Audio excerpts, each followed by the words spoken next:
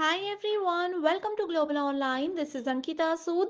Paper 1 में people development and environment unit के important questions की सीरीज आज मैं लेकर आई हूँ। ये सवाल स्टूडेंट्स आपको अपकमिंग एग्जामिनेशन में ज़रूर देखने को मिल सकते हैं। आप सभी स्टूडेंट्स के अगर अभी भी कॉन्सेप्ट क्लियर नहीं है तो हमेशा की तरह आज भी इस सेशन में मैं आपके लिए आंसर्स के साथ एक्सप्लेनेशन लेकर आई हूँ ताकि आसानी से आपके सारे कॉन्सेप्ट्स क्लियर होते रहें। स्टूडेंट्स इस कम समय में पेपर 1 की तैयारी करना बिल्कुल पॉसिबल है। बस आपको इसके लिए एक प्रॉपर गाइडेंस के साथ और एग्जामिनेशन के डिफिकल्टी लेवल के हिसाब से स्मार्ट प्रिपरेशन करनी होगी। और इन सभी चीजों का ध्यान रखते हुए पेपर 1 का कंप्लीट कोर्स मैं लेकर आई हूँ, जहां पर डेली आपको 2 से 3 लाइव लेक्चर्स मिलेंगे, जिसके साथ आपका पूरा सिलेबस कवर हो जाएगा। साथ ही हम आपको यूनिट वाइज और टॉपिक वाइज रिकॉर्डेड सेशंस भी देते हैं, ताकि इस कम समय में जल्दी से आप सभी हर एक यूनिट को कवर कर सकें। 2 व्हाट्सएप नंबर्स आपको दे रही हूँ, आप इन पर कांटेक्ट करके इसकी पूरी जानकारी ले सकते हो। और इस कोर्स के साथ स्टूडेंट्स आप सभी को हमारे एक स्पेशल व्हाट्सएप ग्रुप में ऐड किया जाएगा, जिसमें हर क्लास के बाद आपको पीडीएफ नोट्स मिल जाएंगे, जिससे कि आपका नोट्स बनाने का और एमसीक्यूज नोट करने का समय भी बच जाएगा। एंड रिवीजन के लिए ये 5000 क्वेश्चंस है, जिसमें आपको यूनिट वाइज हर क्वेश्चन के आंसर के साथ एक्सप्लेनेशन भी मिलेगी। और इसमें से आपको पेपर 1 में 50 में से लगभग 30 प्लस क्वेश्चन जरूर एज इट इज देखने को मिलेंगे। साथ ही फ्री वीडियोस और मॉक टेस्ट भी अवेलेबल है, जिसके लिए आपको ग्लोबल ऑनलाइन ऐप डाउनलोड करना है। स्टोर सेक्शन पर सर्च बार में लिखिए कोर्स का नाम। जैसे ही आप कंटेंट पर जाएंगे तो आप यहाँ पर देख सकते हैं बायलिंगुअल कोर्स है, इंग्लिश हिंदी सभी कोर्सेज हैं। आपके एग्जाम के अलावा अदर स्टेट्स के जो प्रीवियस ईयर क्वेश्चंस हैं वो भी आपको आंसर्स के साथ हम प्रोवाइड करवाते हैं, एंड डेली लाइव लेक्चर्स भी आपको हम यहाँ पर देंगे। सो ये बेस्ट कोर्स है जो कि इस कम समय में आपको एग्जाम ओरिएंटेड तैयारी करवाएगा, एंड बहुत आसानी से आप अच्छा स्कोर भी कर सकते हैं। Which of the following sustainable development goals pertains to climate action? बहुत आसान क्वेश्चन है। इसमें कहा है कि सतत विकास के लक्ष्य में जलवायु कार्यवाही से संबंधित कौन से गोल के अंदर बात की गई है। तो देखिए स्टूडेंट्स, सस्टेनेबल डेवलपमेंट गोल्स में हमारे पास टोटल 17 गोल्स के बारे में बात की गई है। ओके, जिसमें सबसे पहले एसडीजी 11 हम देखते हैं। एसडीजी 11 बात करता है सस्टेनेबल सिटीज एंड कम्युनिटीज के बारे में, मतलब कि संवहनीय शहर और समुदाय। यहाँ पर हमसे क्लाइमेट एक्शन पूछा है, तो ये वाला ऑप्शन गलत हो गया। एसडीजी 12 बात करता है संवहनीय उपभोग और उत्पादन के बारे में, मतलब कि रिस्पॉन्सिबल कंजप्शन एंड प्रोडक्शन के बारे में, तो ये वाला ऑप्शन भी गलत है। एसडीजी 13 के अंदर क्या बात की गई है? इसके अंदर बात की गई है क्लाइमेट एक्शन, यानी कि जलवायु कार्यवाही से संबंधित, तो ये वाला ऑप्शन आपका ऑप्शन 3 बिल्कुल सही है। एंड एसडीजी 14 भी देख लेते हैं। ये बात करता है लाइफ बिलो वाटर की, मतलब जलीय जीवों की सुरक्षा, जैसे मछली इत्यादि हैं, इन सब की कैसे सुरक्षा करनी है, क्या क्या रूल्स होने चाहिए, क्या क्या हमें चीजें ध्यान रखनी चाहिए, इन सब के बारे में सस्टेनेबल डेवलपमेंट गोल 14 के अंदर बात की गई है। तो ये क्वेश्चन में सही आंसर है ऑप्शन नंबर 3। आप सभी स्टूडेंट्स के लिए एक छोटा सा एक्सप्लेनेशन भी मैं लेकर आई हूं। ये गोल्स आपको याद रखने हैं। जैसे गोल 1 है नो पॉवर्टी, हिंदी में भी देख सकते हो शून्य गरीबी।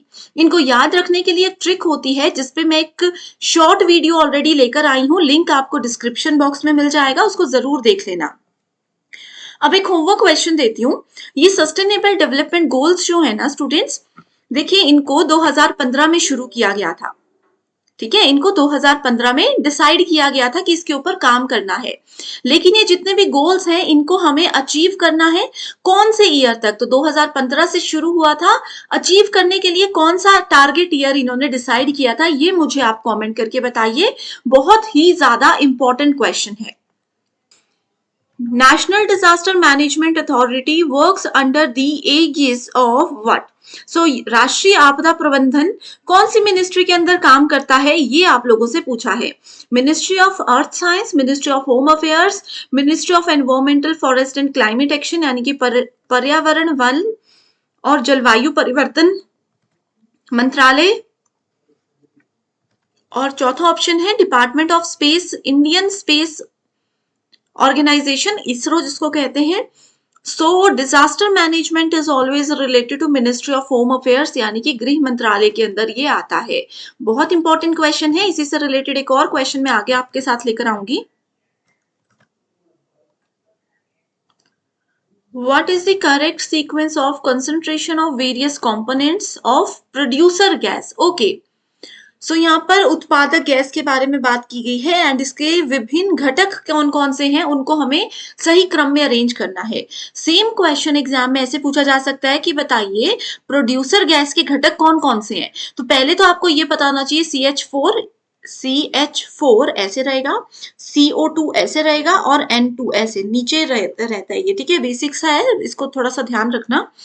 सो अरेंज अगर हम इनको करते हैं तो सबसे पहले CO आता है, ठीक है। सो ये देखो यहीं से आपको आंसर मिल जाता, राइट। सो सबसे पहले we have CO।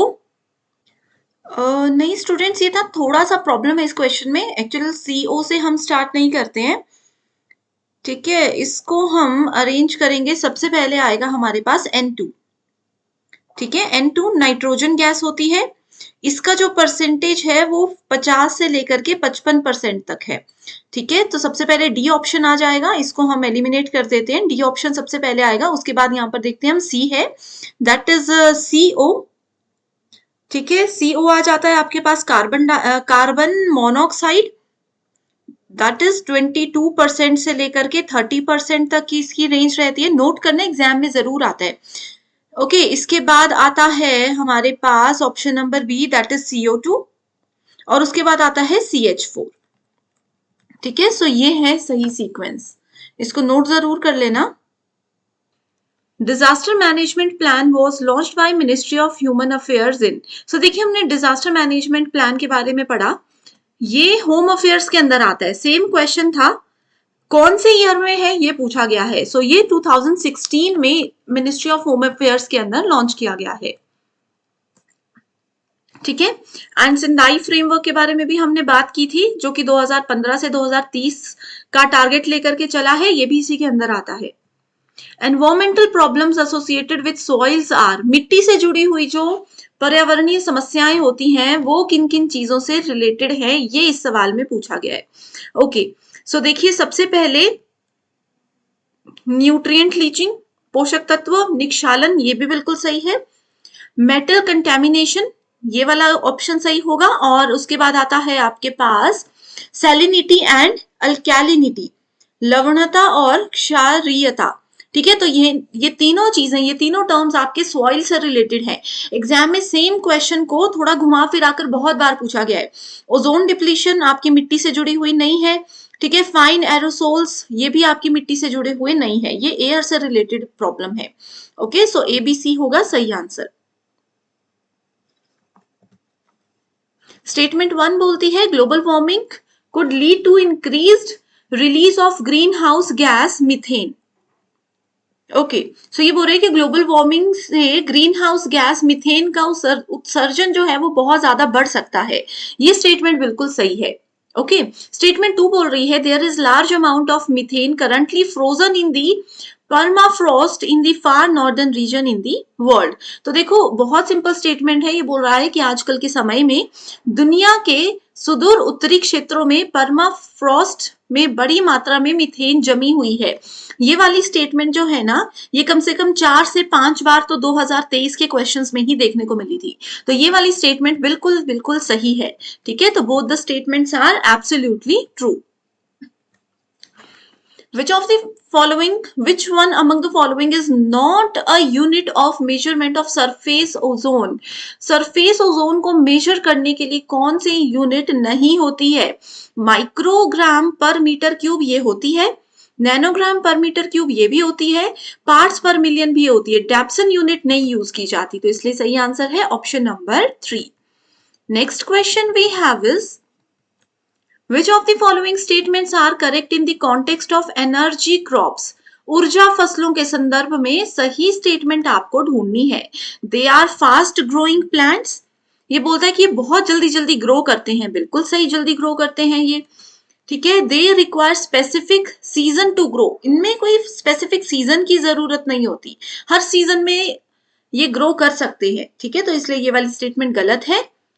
They necessarily require fertile land to grow, इनको उगाने के लिए एक उपजाऊ भूमि होना बहुत जरूरी है, बिल्कुल गलत। बंजर भूमि में भी एनर्जी क्रॉप्स जो है वो ग्रो कर सकते हैं।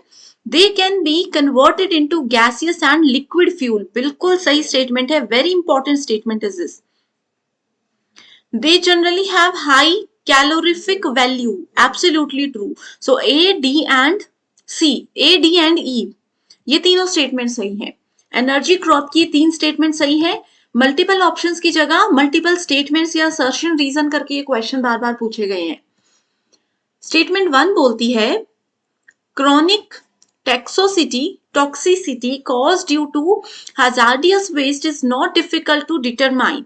ओके, खतरनाक कचरे के कारण होने वाली दीर्घकालिक विषाक्तता का निर्धारण करना मुश्किल नहीं है। तो इसका निर्धारण करना बहुत मुश्किल होता है। इसमें बोला है नॉट डिफिकल्ट, जिसकी वजह से ये स्टेटमेंट गलत हो गई। क्रॉनिक इफेक्ट्स में be seen immediately after the exposure. एकदम से ये दिख नहीं सकते, इनके इफेक्ट्स एकदम से नजर नहीं आते हैं, लेकिन इसमें बोल रहा है कि एकदम से नजर आते हैं, जिसलिए ये स्टेटमेंट भी गलत है। तो both the statements are incorrect. Assertion बोल रहा है जियोथर्मल एनर्जी यानी कि भूतापीय ऊर्जा is not a renewable source of energy. ठीक है, नवीकरणीय स्रोत नहीं है ये एनर्जी का। तो ये वाली स्टेटमेंट बिल्कुल बिल्कुल फॉल्स है, गलत है ये स्टेटमेंट। असर्शन बोलता है, तो देखो गलत है, तो ऑप्शन 1 और ऑप्शन 2 तो पहले ही गलत हो गए, ऑप्शन 3 भी गलत हो गया, तो ऑटोमेटिकली हमारे पास बाकी रह गया सिर्फ ऑप्शन 4। ठीक है, इसको देख लेते हैं। The process for extracting and using geothermal power are more akin to those for centralized fossil fuels than the dispersed renewable supplies of the natural environment। यानी कि भूतापीय ऊर्जा जो होती है, जियोथर्मल एनर्जी जो होती है, उसको निकालने और उसको यूज करने की जो प्रोसेस है, वो नेचुरल एनवायरमेंट यानी कि प्राकृतिक पर्यावरण की बिखरी हुई नवीकरणीय आपूर्ति की तुलना में सेंट्रलाइज्ड यानी कि केंद्रीकृत जीवाश्म ईंधन के लिए अधिक समान है। ये स्टेटमेंट बिल्कुल ही सही है और बहुत ही ज्यादा इंपॉर्टेंट भी है। Okay, next question. Classical smog is formed when oxides of nitrogen combined with particulate matter, especially in summer seasons। ये क्वेश्चन आई थिंक हम लोगों ने पहले भी पढ़ा है। इसमें बोलता है कि क्लासिकल स्मॉग कैसे बनती है। ये बनती है व्हेन ऑक्साइड्स ऑफ नाइट्रोजन को हम मिला देते हैं किसी भी पार्टिकुलेट मैटर से। कौन से सीजन में? समर सीजन में। लेकिन ऐसा कुछ भी नहीं है, ये स्टेटमेंट बिल्कुल गलत है। Classical smog reduces atmospheric visibility to a greater extent.